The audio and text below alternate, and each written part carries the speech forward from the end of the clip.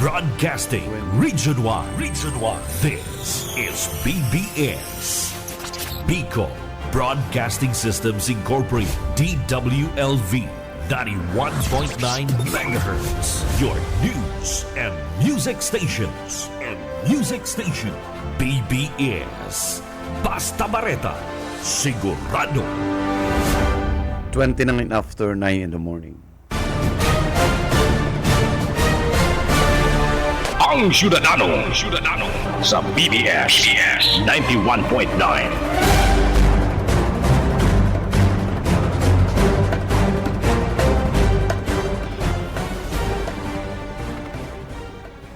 Good morning Philippines, good morning Bicolandian. Sa gabus po ng mga parahinan nyo kang programa ang Syudadano, marhay na aga mga kasyudadano.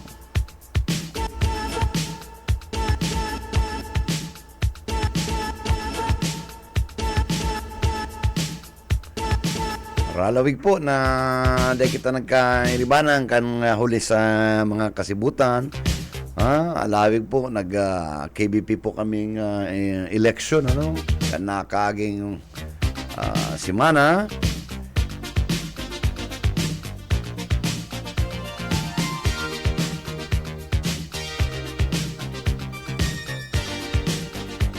Sa mga bagotang mga opisales, although sudati lang mga tuga, may mga changes lang. Pero sa Vice President, rinibayan ta na po, ano? Do you love me?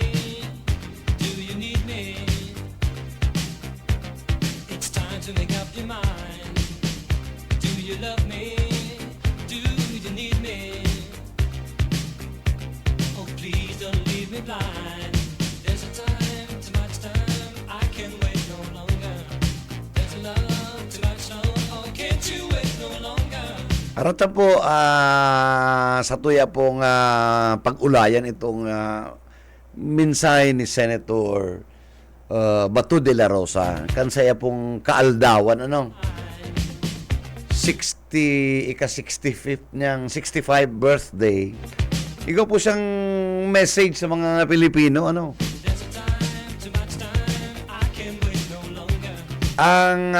pero dahil po babasahon, solamente ang message niya po dumaan sa kabilugang kansayang mensahe is patriotism. Nailing mo na yan, patriotismo. Sige.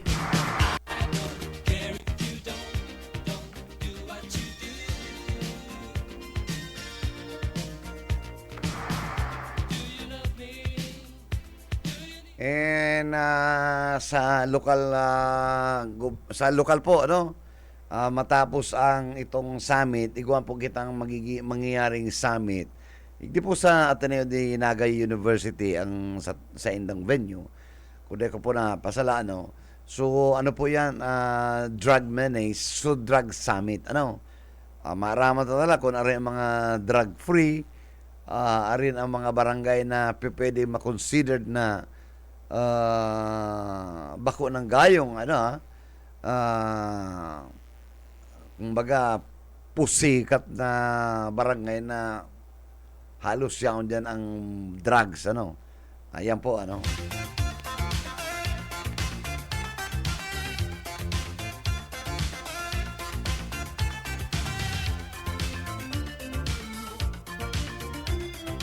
kumbaga drug influence barangay,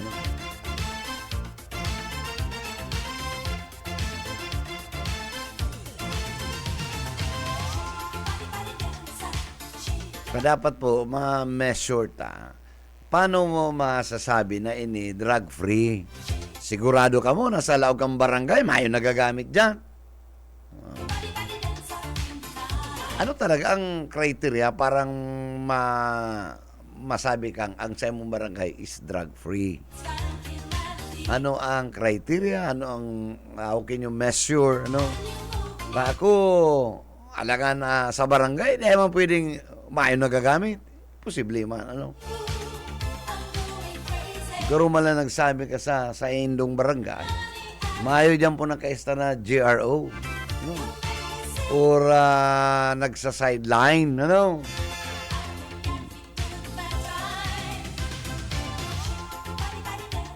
Out of 100 sabihin ta mga sa pinakadakulang barangay, ang population is 4,000.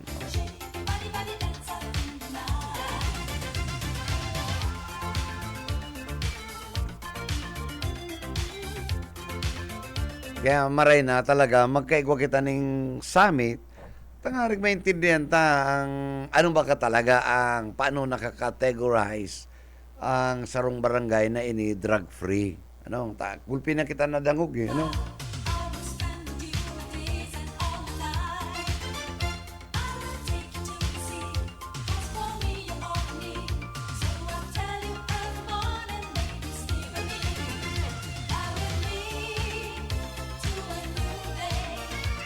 Sarap pa nga ning pig-uurulayan kaya ano, itong nabanggitan niya na kan kami nagka urulay na executive judge na ang pagte-testify sa mga drug-related cases. Sabi ni judge, bakit ba, palagi na lang iisa lang ang witness sa lahat ng mga drug cases, ay isa lang yung nag-witness. Kaya halos nagangalas, kaya ang iba dyan, nadidismiss dahil dahil managayo ang certainty of conviction dahil gayo po na-establish dahil solo-solo ka man lang nga nagtitistigos kapos ng droga pigtitistiguan mo pero makadudaman talaga pero ikana sa nang maurag na magpara-testify dyan sa kabos na baybas yaong ka pero grabe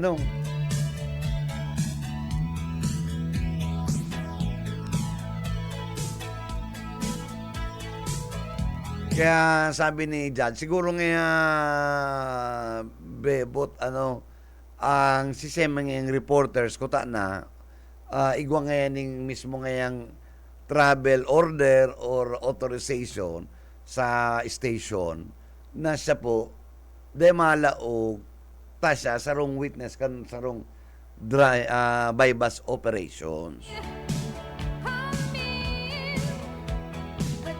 Yung man ang ganyan ko, takon mangyari kayan, magdari na sa bagyan sa korte, nakapakol si Payo, or itinang ko si Payo, tasuya, ika nga, witness ka naman niya, makaman nga nga naman sa pangyayari, Sige mo man ang taong testifikando. Dahil mo nga ni Nailing, yaong ka inventaryo, pero in the course of bypass operation, mayo ka, taday ka man pinaiba. Pagkatapos, matestify ka sa korte, nayaong ka. Hindi man yan pwede, Kaya kadakli po kan mga drug cases, nadidismiss. Puro dahil nga ni ang certainty of conviction, saro po dyan, so ng mga nagte-testify,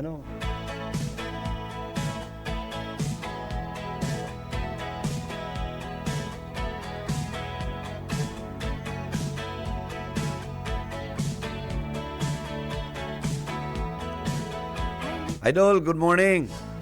Nailinta ka talagang medyo nagiging baskugan ang sa imong nagiging baskugan ang angkor kan Ciudadano pag nailinta ka, Nagiging baskugan.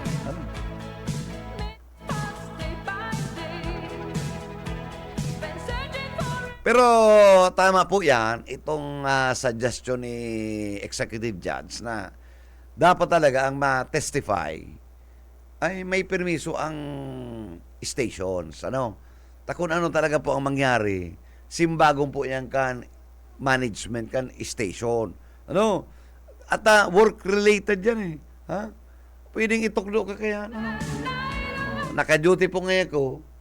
Tapos, uto naman sa court, naghiwad-hiwad, nagtestify, dayaram kan istasyon, ay kung na-disquedo ka naman. O paano? Bakong sabit ang management. Kaya yan po ang saluming napag-ulayan ni Executive Judge na dapat ngaya kung magkikungay ka mong meeting yan sa KBP, pag-usapan natin, sino ba ang authorized na reporter na magte-testify sa mga bypass or any other cases? Mag-rape man yan, mag-act of lasciviousness yan, mag-robbery yan, dapat nag-iimbentaryo po, kabali ang media, dapat may otorisasyon.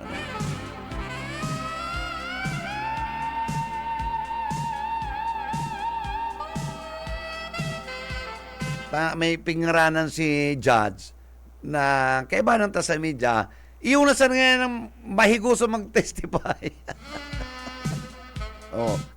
Amigo taman to, suportado man ko tang Philippine National Police, kundi araw nga ni kaya ang iba na di-dismiss cases na drug, mayo man siya. Bubutungon sa na kan PNP. Diyan ang ngayon, may bypass nga kita or drug operation. Pagkapos sa drug operation, dahil man pigpapaiba, mahalat lang kan inventaryo.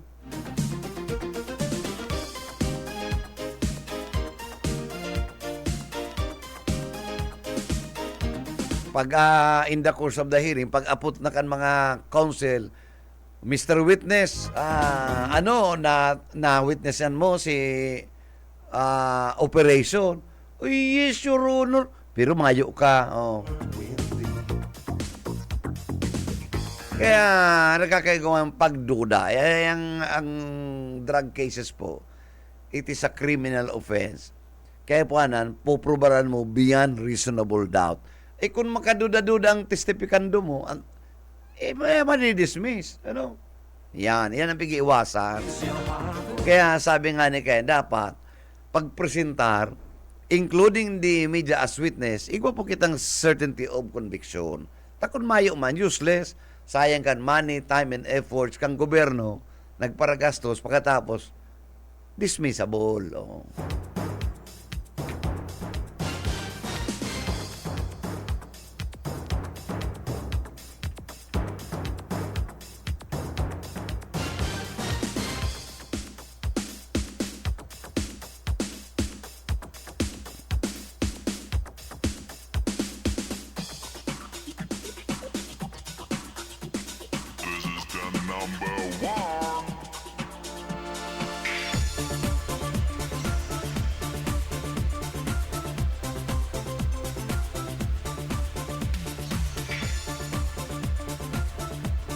Okay, sa satuyang mga pag-iribadang good morning. Gulpi kitang na lihisan.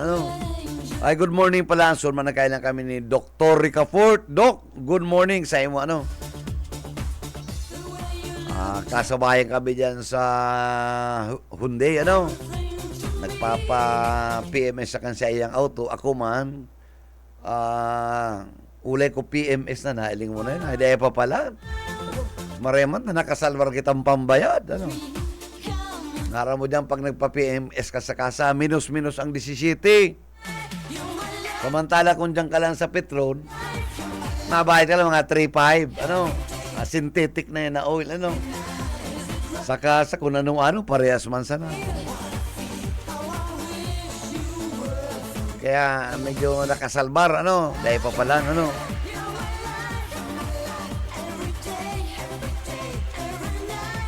nalawig ang iristorya ni doktor na nungod sa hospital, kung ano na ang operation ng hospital, ang saint dyan po, binibintana,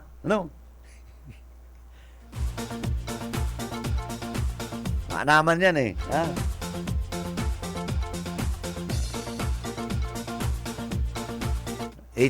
It's for sale,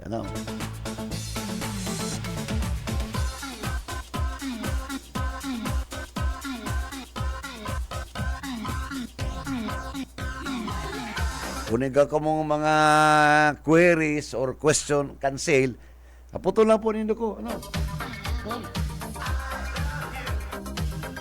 Hindi sa syudadano, maka soft drinks lamang,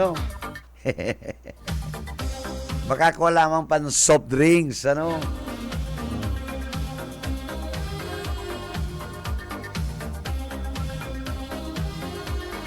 Bueno, kan ay, January 21 ya, 21, nag-birthday si Senator Bato de la Rosa. And igwa po siyang mensahe. Pagkatapos po, nagpalosa po ng mensahe somewhere kan 22, 23. Ang mensahe niya po halawig, halo-halo, Bicol, may English, no? Pero ang sentro po kan sa iyang mensahe is patriotism. Okay. Napapangising. Okay man to. Okay man tong message niya. Ano? Alagad, dahil yung gayo na distinguish, ang patriotism, Mr. Senator, is not absolute. Ano? May mga limitasyon po yan. Ano? Ang gusto niya kayang sabihin, duman sa mensahe niya, kung ika nagkasala, ano, dapat ang sarong estado, halimbawa, ining pagko-compare niya itong kay Duterte, na dapat pigdara duman si Digong sa Hague, duman, digdi ay si krimen, po yan arog kayan, igwa po kita mga international agreement, mga pinirmahan kang gobyerno, na pag mga crime against humanity that it can no longer be tried in this sa imong estado, dumana po yan dadaraon sa Hague. Ano? So, ang pagsasabi mo pong patriotismo, yan applicable sa mga araw kaya na crimes against humanity. Tatawan ta ka pong araw din kong abogado. Ika po, soldado, senator. Dapat madistinguish na po yan bagay-bagay na yan. Kanto pong mga nakaagi World War II, ano, si Hitler po, na-imbulto siya sa pagadaan kan 6 million Jew. Ano? Suba-suba kung itatrial mo yan doon, 6 million Jew. Kaya nagkaiba po katong kinusunod, it was a crime of humanity. Kaya nagkaiba po kato, nag-create po itong Nuremberg Commission na kung saan duman sa po pig trial, ano, kuyan to manglain-lain na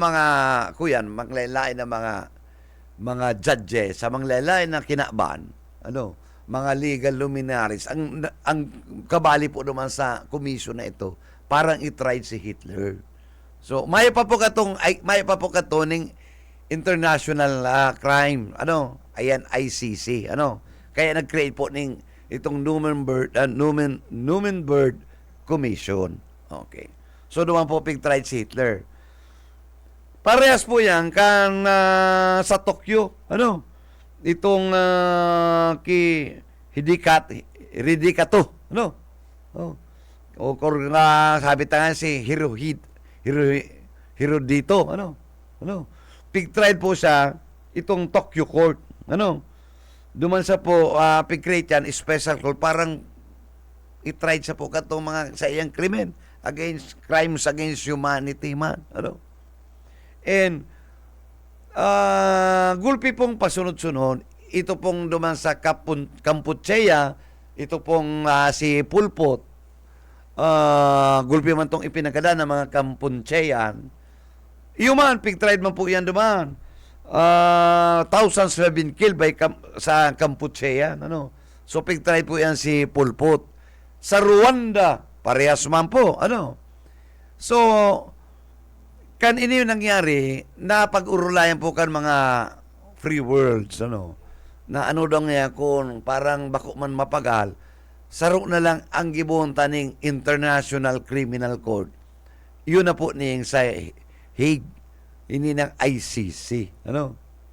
Kaya, dumana ang gabo sa mga international crimes na dahil pong pwedeng i-tried sa mga estado, dumana pigdadara yan. And saro sa duman, ang Pilipinas, signatory po duman. Ano?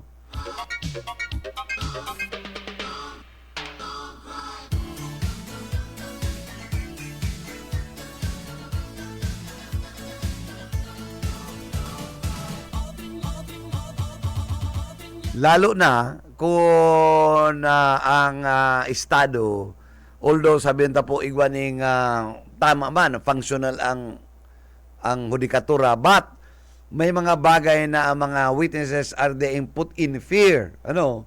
Dahil ka makakakuha ng fair trial, kaya duman po yung pigdadara sa International Court of Justice.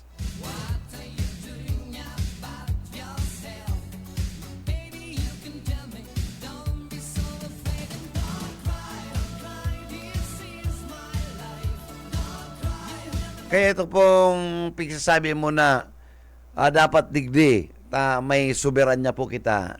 Bako po yan, ang soberanya po is not absolute.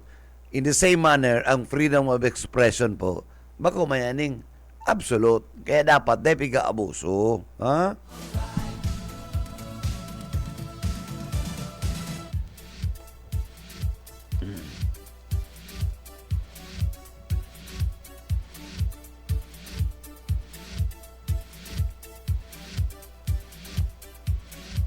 Tagulpiyong po na mga nangyari na mga nasyon na pag-abuso sa humanity. Arong baga katong itong sa Rwanda, sa Yugoslavia, dahil po yung pinalis na mga tugang dahil napag-urulayan niya na we are members of Community of Nations. Kaya dapat, sarusa na nga ang dapat na maging International Court. And iyon na po yan, International Court of Justice na ilinag naman sa Hague. Kaya dumana ka po sa trial, maski sa niya na lupalop, dumana yung dinadara sa PICO file sa Hague, na konsayin. Yan po duman sa tuyang dating presidente, President Rodrigo Roa Duterte.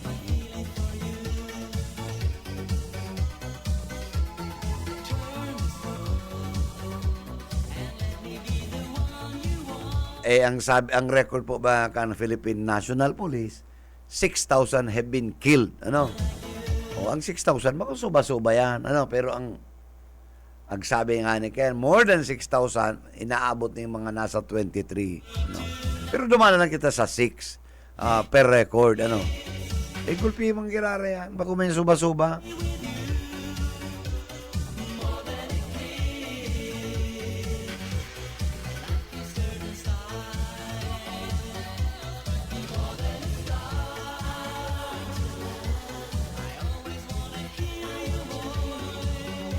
Bueno, duman po sa satuyang itong mga duwang aldaw taon nakaagi, so ultimo, iba po kitang naging amay si interview ta, Gulpi po mga kahaputan, bilang re-elected chairman kan kapisanan ng mga broadcasters ng Pilipinas. Enot mga tugang, gusto kong pasalamatan ang management kan BBSDWLB-FM sa padagos po na pagsuporta sa indong lingkod. Kung mayo man si Attorney Nelly Fabis Villaforte and si Ma'am Lalaine na suportado kita para maglaban, ako kuta na okay na, tama na tong one term, And sa mga pag-iriba ko sa KBP, dakula po ang sakuyang pasasalamat na sa inda padagos ang sa indang pagtiwala, pagsuporta, and thank you so much for your continued support and for believing in me sa sakuyang liderato. Again, babalusan tayo po ng matanos na serbisyo sa KBP. Sabi ninda, ang KBP ngunyan lang nagkagawa mayong iso sa Sintimos. Totoo yan. Kaya sabi yan pa po kami sa night, nag-urulan po kami, daw po ngayon, chairman, kung ito po ngayon dati tang programa na data na implement, ipadagos na lang yan. Kaya ang primero magiging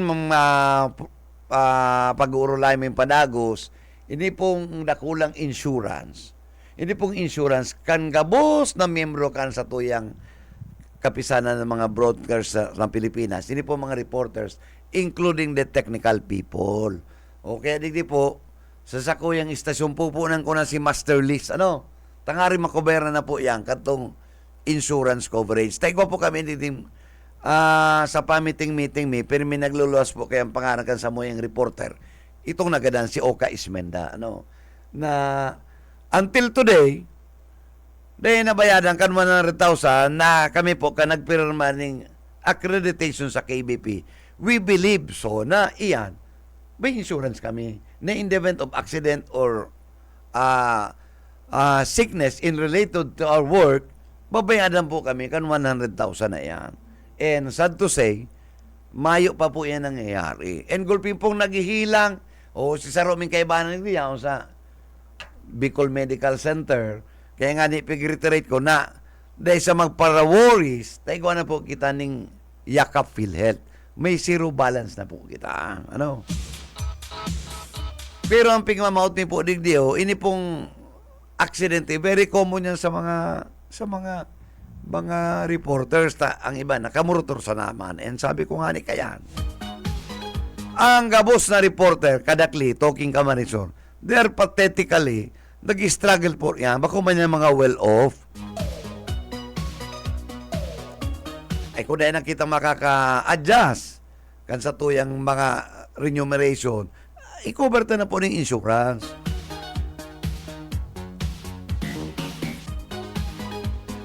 Kaya yan po ang samuyang priority gabos na station sa pagkasurunduan minano na ayusin na po itong roster ni dakan sa indang membership, reporters and technical people. Kung kami nakuha ang insurance, naigwa nga ning medical reimbursement na 10,000. Okay na to. Wala man pang microchrome, urban aid, kung na-infection si punggon mo, dahil ka, babiyahe mo ka, kukover, wala man pang pasta,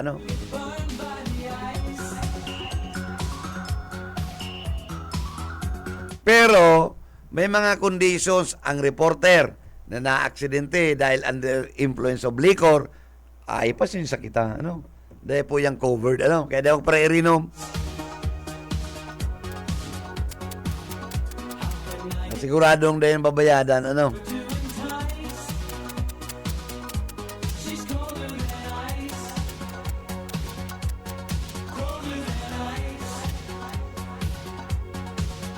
Yan po ang primero ming tangari ka dagos-dagos and sa March 30 dahil birthday kan sa mo yung sarong station manager, may bloodletting po kami with the 9th Infantry and DOH Legazpi, and sunod-sunod na igo po kaming sports fest, activity, pero bakong basketball. Habo na daw ko kayan mga remaining Olympics na basketball, Sabi nga ni kayo, madaralagan, 14 lakad. Ikaw po kami sarong games ko niya na mas in, mas click, Kadakli pati mga muher na nakakawat. Arali po ito naman ang shorts. Ano man kita?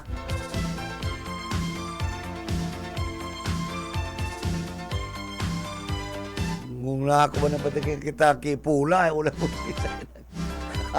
Ikaman bigla sa pambira ka.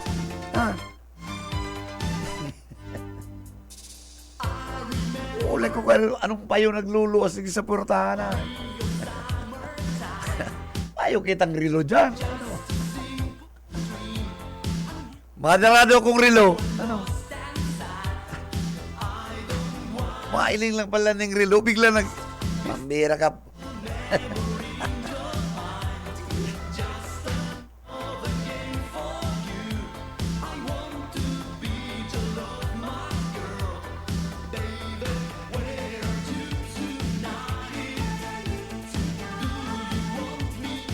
And sabi mi nga ni Ken, itong iba pong mga nagpo-programa, lalo na naman sa mga lalaki ng mga opisina, itatabangan mi na po ng mga kakuan ng KBP accreditation na ay dito mga PIO Mari kita digdita, maski itong sa tuyang Philippine Army, igwa na po ni mga KBPID.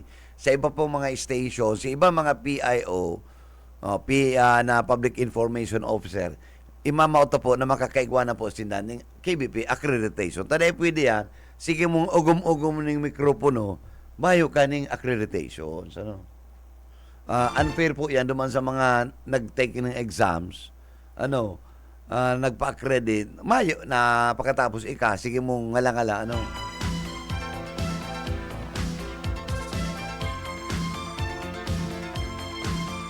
And kinumpute me more than mga nasa 60,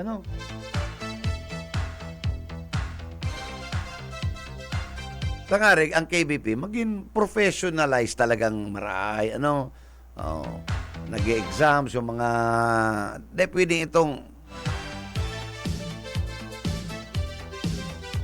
nakaproplatika ka lang ng, mare-mare, kuyang ka na, comentarist ka na, man pwede yan.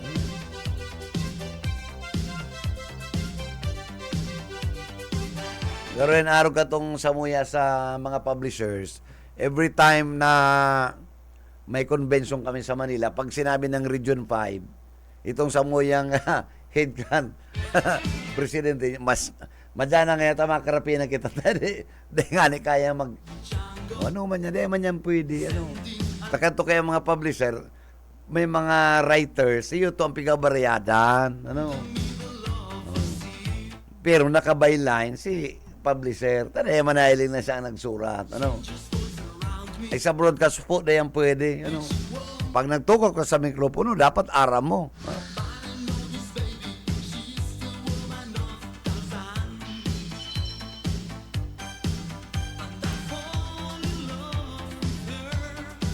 Arukan sa mga di yung mga nagtutukaw, Ay di mo matatawadan ng abilidad, lalo lang itong tagapili. Ito, paano nga alas 5 hanggang po hapon, kaya ka ito magtirada.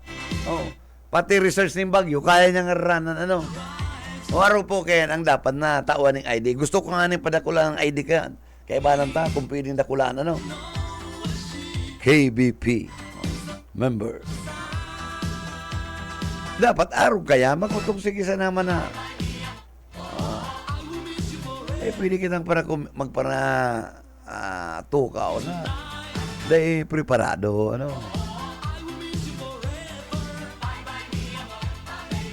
Ganun mga tugang, inabot na po kita ng pamaaram, It's 10:02 in the morning. Sa technical, nakaibanan na po may iba si Stephen Fabis, and siyempre sa to yung technical head, Ariel Camarote. Sa nga po kan staff, management at staff kan BBS, DWLB-FM, kay Atty. Nelly Fabis Villaforte, and siyempre sa muyan General Manager kay Ma'am Lalaine Villaforte Abunal. Hindi po si Bebot Kalyang sabing good morning, happy Tuesday. Mag-irigat po kita. Ang Syudadano.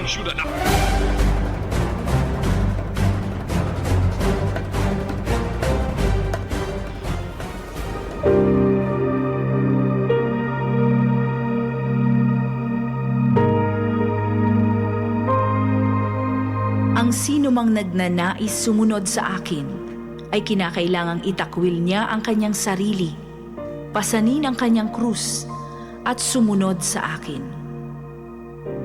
Ang banal na salitang inyong narinig ay hango sa Biblia, Aklat ng Mateo 16:24.